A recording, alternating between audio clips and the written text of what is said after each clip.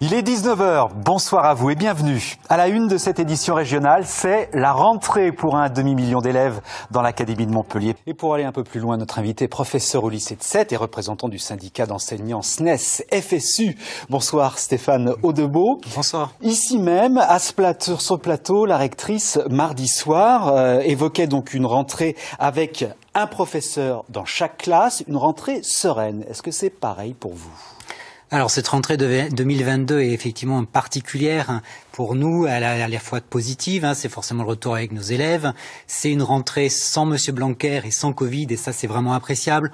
En revanche, et là je ne serais pas d'accord avec Madame la rectrice, c'est une rentrée marquée par beaucoup d'inquiétudes au niveau de la dévalorisation historique du pouvoir d'achat des enseignants par exemple, et surtout de la crise majeure des enseignants, qui fait que dès maintenant on voit qu'il va manquer et qu'il manque dès aujourd'hui des professeurs devant un certain nombre d'élèves dans tout un ensemble de disciplines. Vous avez connaissance de premiers ratés de cette rentrée ?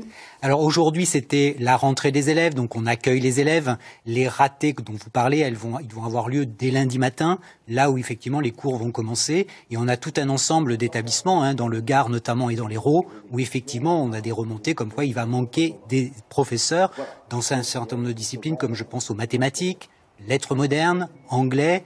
Sur Montpellier, il nous manque déjà 3 professeurs de technologie, sachant qu'on avait supprimé 7 postes dans l'Hérault l'an dernier. Donc effectivement, il y a tout un ensemble de disciplines qui vont poser problème pour des postes complets, mais le plus souvent pour des blocs de moyens provisoires, c'est-à-dire un nombre d'heures plus restreint, 6 heures, 12 heures ou 15 heures qui vont effectivement manquer devant les élèves.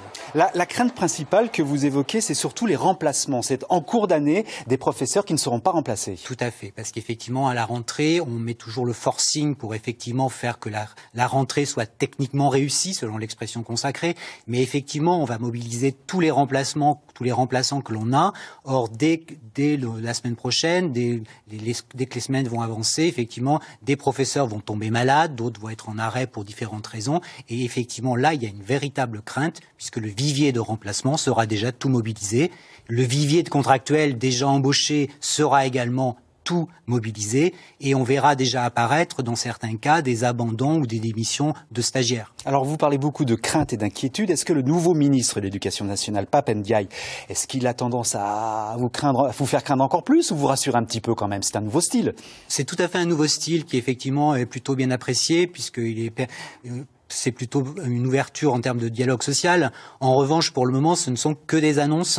Et nous, effectivement, ça nous suffira pas. Il faut effectivement des actes forts pour justement répondre à cette crise majeure de recrutement. La revalorisation des salaires de 10%, vous y croyez pas trop? Alors on y croit et on l'attend, surtout, mais on l'attend pour tous et sans contrepartie. Et là, effectivement, ça semble déjà plus problématique par rapport à ce qu'on entend. Merci beaucoup d'avoir été notre invité. Merci à vous.